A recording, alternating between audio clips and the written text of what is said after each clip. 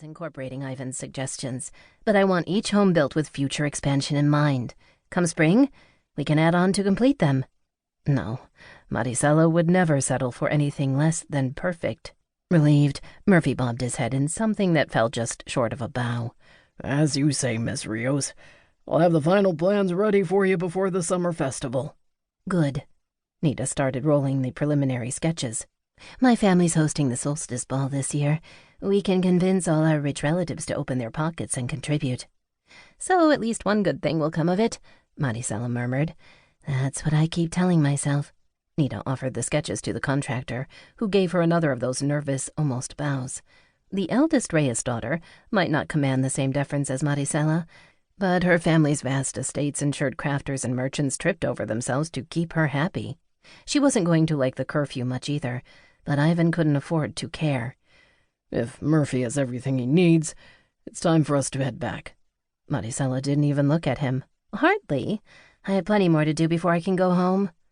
We should look over the furniture, Nita started, but her gaze drifted to Ivan. Even though her big brown eyes were deliberately innocent, he'd known her brother long enough to recognize that look. Rios got that same tilt to his head and slight pursing of his lips when he was pondering whether a fight he was about to pick was hopeless. Her brother usually threw himself into the fight either way. Nita was a lot smarter.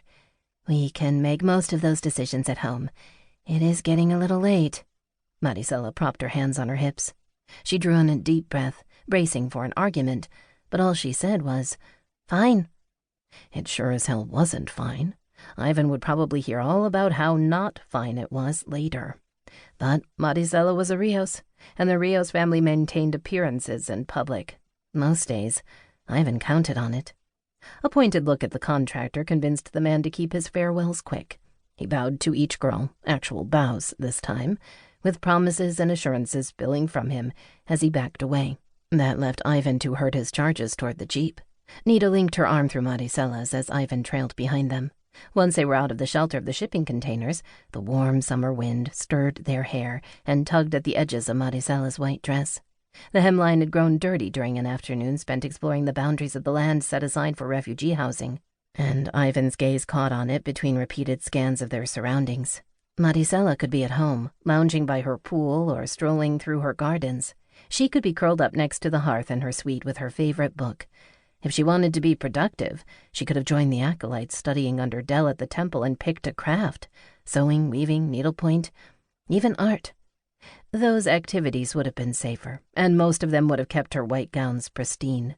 But Maricela was a Rios, and a Rios wasn't happy unless they were tromping around the sector, trying to save everyone. He should know. 23 years ago, his big brother had saved him. He'd parked their vehicle in the middle of a clearing just off the main road. No opportunities for an enemy to conceal themselves nearby, and no way they could be lying in wait. But 15 feet from the jeep, Ivan spoke for the first time. "You two wait here for a second." Maricela made a noise that sounded suspiciously like a long-suffering sigh. Ivan ignored her. The jeep looked undisturbed.